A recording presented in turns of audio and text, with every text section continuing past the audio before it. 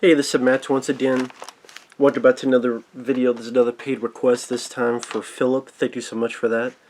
And for those interested in requesting pretty much any type of videos, feel free to send them either directly to my PayPal or join my Patreon. Both links are down below in the info box. And this is for the 2002 film We Were Soldiers. Now, as you see, it stars Mel Gibson, who is a controversial figure, but I like him as an actor. No, he's not perfect. He's apologized profusely throughout the years. So, I'm willing to give him another chance. Because nobody's perfect. Well, there's some people I would not give a second chance to. Like Victor Salva. But I do like Mel Gibson as an actor, and I think he was drunk. He was a bad time in his life. Instead of excusing what he did, instead of excusing what he said, he fucked up. And if someone like Danny Glover can stick up for him, who am I to say? Anything, Now, this was directed by Randall Wallace. Randall Wallace was a guy who helped write Braveheart. He helped write Hacksaw Ridge, which I enjoyed. I like Braveheart as well. It's a bit long in the tooth. It's not a film I rewatch a lot, but Braveheart is a good movie. Hacksaw Ridge, Mel Gibson directed. I thought Andrew Garfield did a wonderful job. That's a solid movie. And I can't remember what else Randall Wallace actually directed, but again, he wrote those films. He directed this. And when you do a film like this is a time where Vietnam movies were not really being made as much as in the past.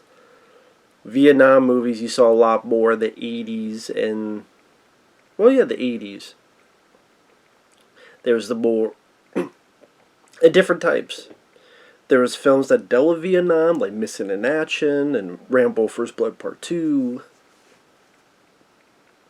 On the flip side, you had films like Platoon, Full Metal Jacket, Hamburger Hill, Casualties of War, and pretty much all those films I enjoy. But if you're asked, what's your favorite Vietnam movie? Again, it depends what kind of Vietnam movie. If you mean more escapism, which is my preferred choice, it'd be Rambo First Blood Part 2. If you talk about films in a more, I don't know what the right word would be, like Uncommon Valor, really enjoy that. That's a great drama that Vietnam is a part of it. Love Uncommon Valor with Gene Hackman and Patrick Swayze and Randall Cobb, Tim Thomerson. Uncommon Valor, very underrated film. But if you talk about films in the vein of Platoon, I would say Full Metal Jacket, Hamburger Hill. I do like Casualties of War. Hamburger Hill, I think, is one of the more underrated ones. But again, after that, you didn't see a whole lot of them being made. Once in a while, but this is a time you saw a lot more World War II movies. They successive films like Saving Private Ryan. You also have The Thin Red Line. And even throughout the years, like I said, there's not a whole lot of movies that done since then that go back to Vietnam. It's more, again, going back to World War II. I don't know, it's because they deal with the politics or deal with the other stuff they don't want to deal with. The politics of World War II was much simpler. Nazis are evil. While in Vietnam it was, should we have been there? And again, it's a whole other bag to open up. Now, this is about the first major U.S. battle in Vietnam. And this is not a knock against it. This is more the Green Berets with John Wayne and less Platoon, less Hamburger Hill. What I mean by that is the Green Berets and this film, it's a little bit more positive of the gung-ho, in this case, U.S., also very religious. But most of all, like a lot of these Vietnam, caring about your fellow man. But it's not a lot of like the darkness of characters, meaning like Hamburger Hill. I've heard from people Hamburger Hill is one of the more realistic depictions. But you look at films like Casualties of War and Platoon, and you're not sure about the soldiers themselves. There's some good, there's some who are just off the beaten path. You have some who are Willem Dafoe, you have some who are Tom Berenger. You have some who are Charlie Sheen, you have some who are Kevin Dillon. Or Full Metal Jacket, with the whole training, how one guy goes too far and just loses it during basic training. That's not the case in this movie. Which is fine because it means it's trying to not rip off those movies. This may be a film that soldiers may like more compared to some of those other films I mentioned. But I would say I do like the film. Those other films I mentioned do go higher on the list because of that bit more. The characters are a bit more interesting. Like Michael J. Fox in Casualties of War, or again, even, or the situations like Full Metal Jacket, but the way Stanley Kubrick directed it. But this one, for a film no one talks about, it's a pretty damn good one. Pretty damn good war movie. First off, the action scenes are well done. The choreography, they're well staged. When it gets going, it doesn't stop. I mean, when you get to, I don't know, 40 minutes in, give or take, and if you take out the end credits, it's a little over 2 hours. The action kicks in, and it does not let up. And it's over a matter of about 3 days in the La Draine Valley, called the Valley of Death.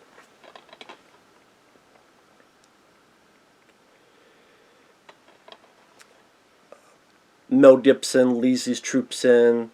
You have Greg Kinnear, which is cool to see, because he's an actor you don't really get to. He does movies, but it's a lot lesser known films. But I always thought he was a good actor.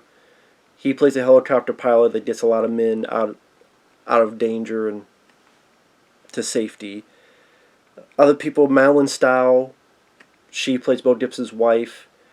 The movie at times focuses on the wives and what's going on in the base, and Madeline Stowe takes it her duty to give the other women the slips that their husband have passed away. Barry Pepper, who I always thought was a pretty underrated guy.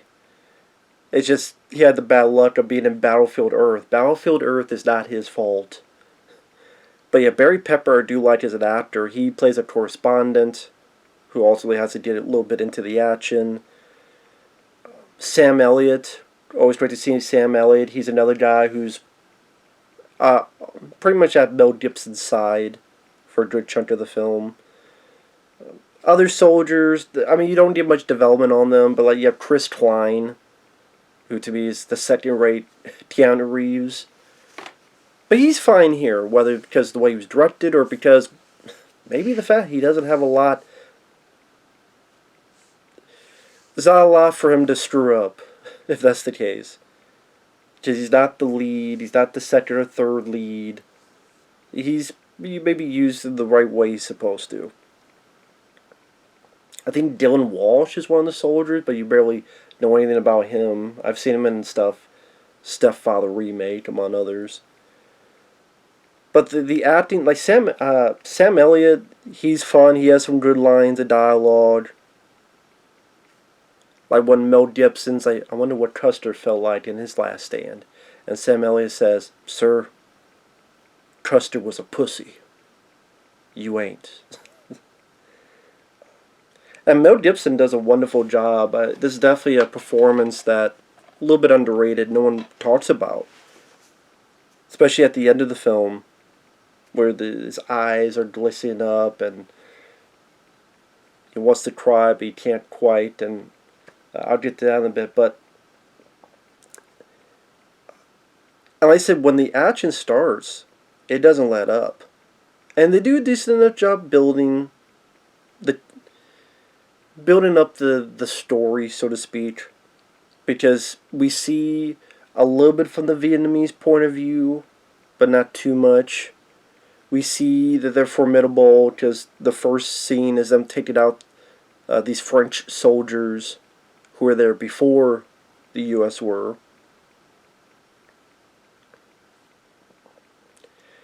And there's not a whole lot of development, but you get enough of like Ray Kinnear's personality as the pilot of these helicopters. Again, Mel Gibson and a little bit of his family life. He's a very religious guy, Colonel Hal Moore. Sam Elliott, the first bit is, "Hope you have a good day, sir." "How you know what kind of goddamn day it is?"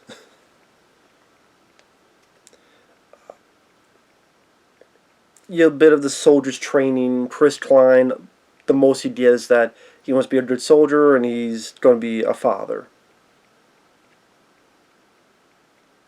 And pretty much the soldiers land and they realize that it's not 400 men, it's like 4,000 Vietnamese that are coming towards them.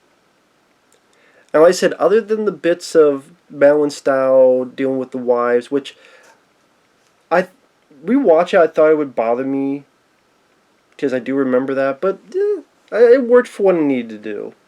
Like I said, at least with so many Vietnam movies, you want to see some things done a little bit differently, and that's why at the end of the day, while I like Hamburger Hill and Full Metal Jacket more, I do like that doesn't feel. It's based on reality, but at the same time, it doesn't feel like just a carbon copy of those Vietnam War movies. Like I said, it feels more. In a way, it feels like what a John Wayne film would be in today, but much more violent. And I know Colonel Hal Moore was a guy who didn't like some of the Vietnam movies, and he's like, I want to get one that's done right. I'm like, dude, I think. Well, I can't say because I wasn't there, but I've heard that Hamburger Hill got it pretty close. Although, if anyone who was in Vietnam, if anyone ever sees this, please let me know what films got it right. Because you get different accounts. Some say it was more like Platoon. Some say, no, it was more like this. But it's a very violent film. And I mean, I forgot how violent it was. It definitely gets its R rating. And people get shot or shot in the head. And this is one with a phosphorus grenade. And it lands and what it does to... Ugh. I mean, that was more visceral than a lot of horror films I've seen. And I thought Randall Wallace kept the pacing fairly solid. And just how intense these battles were. Just how intense and ongoing, like it would never stop. And there's some nice pieces of direction. Like there's a bit at night where they're calling for illumination. And you see this total darkness. And when the illumination passes by, you see all of these Vietnamese soldiers. Oh shit. Like an oh shit moment. Where they got a fire on it. And like I said, they do a couple things to repeat one last time different. Showing of the wives, what's going on with there. But it doesn't take too much time.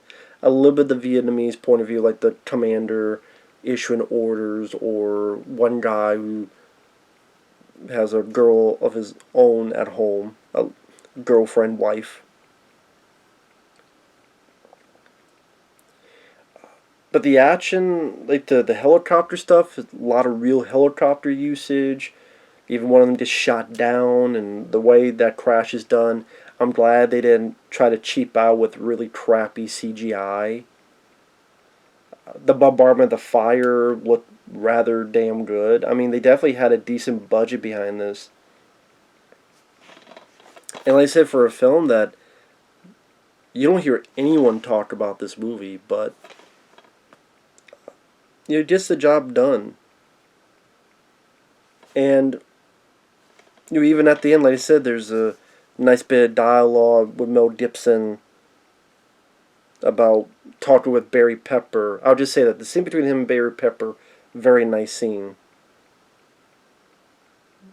nice emotional bit for the film. And Mel Gibson, he didn't do a whole lot of war films. He did The Patriot, which I liked. That's a film people forget Roland Emmerich directed, The Patriot. They don't. Oh yeah, he did direct it. But yeah, Roland Emmerich of Independence Day directed The Patriot. That's one I liked. This one felt like it had more action though than The Patriot. Like I do like The Patriot, but this one just I forgot just how unrelenting it is when it gets going.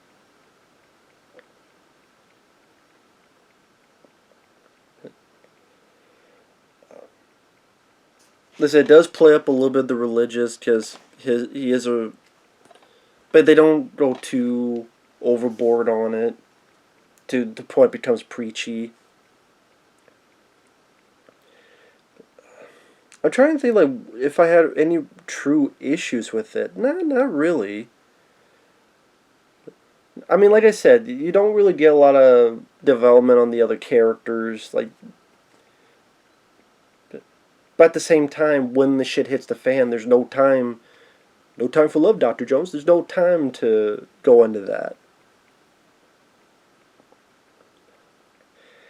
And at least it's not as much nauseating camera work. Like Saving Private Ryan had that issue with the camera work. Here, the camera work is a bit less. Yeah, that handheld quality, which I appreciate. They didn't go that route. At least not as much as I did other films of that time, war movie wise.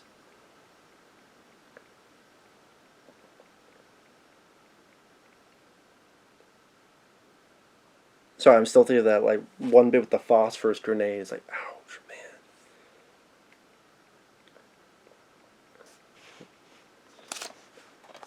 Like I said, there's some characters.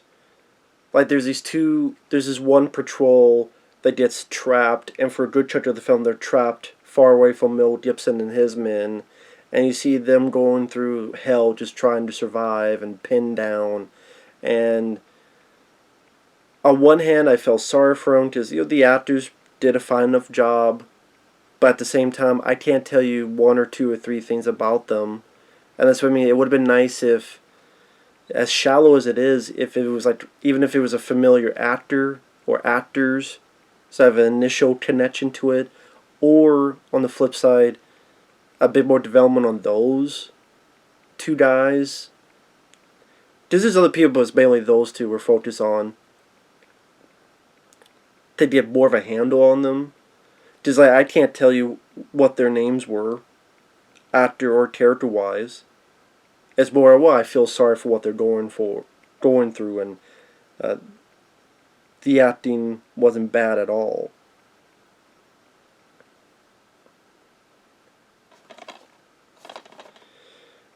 And I would say, I did at the time you had Black Hawk Down. Again, Black Hawk Down was a lot more of that kind of shaky visceralness. This calmed down on the camera work compared to war films. Because I know a lot of critics compared this to Black Hawk Down at the time. Which, I mean, they're two different wars. They're going for two different things, so... But yeah, for a film, I think it did okay at the box office. I could be wrong. But yeah, for a film that not many people talk about Mel Gibson's filmography, or when they talk about Vietnam War movies in general. Maybe because it doesn't go into the very depth of... I don't know how to word it the right way. Like I said, you look at Hamburger Hill and Full Metal Jacket and Platoon, they're definitely going for different things compared to this movie.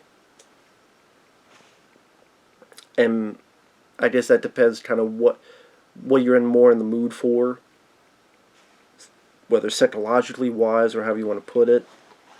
But maybe some people felt this was too raw U.S.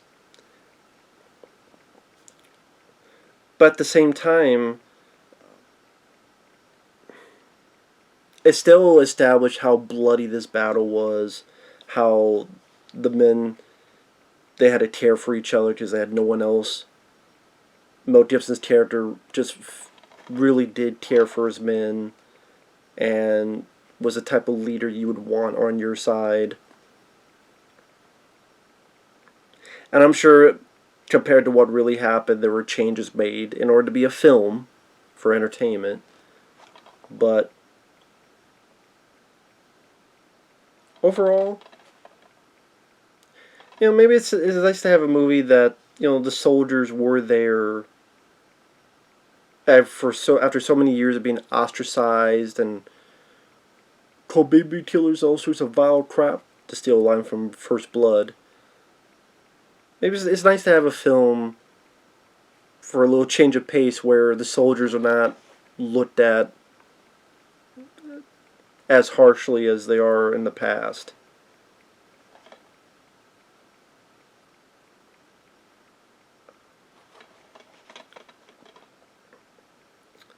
And they fought for the country, and they went through hell, and they deserve to get a little bit of a break, so to speak, on that front. And yeah, I don't know if that makes sense.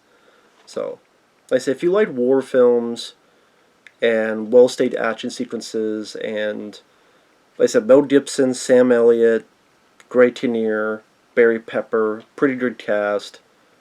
Well, as this says here, it doesn't just show us the fight, it drops us in the middle of the... You do feel like you're in the middle of the battle. That it's pretty unrelenting and intense. They did a good job with that.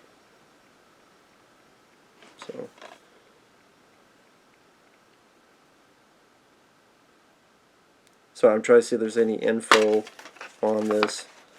Has a little bit of thing on there. As for what's on the DVD, 10 deleted scenes, a little bit behind the scenes, commentary from the director. It's in widescreen, and that's it. So, with that said, thanks for watching. Take care, and we will see you guys later. Bye-bye.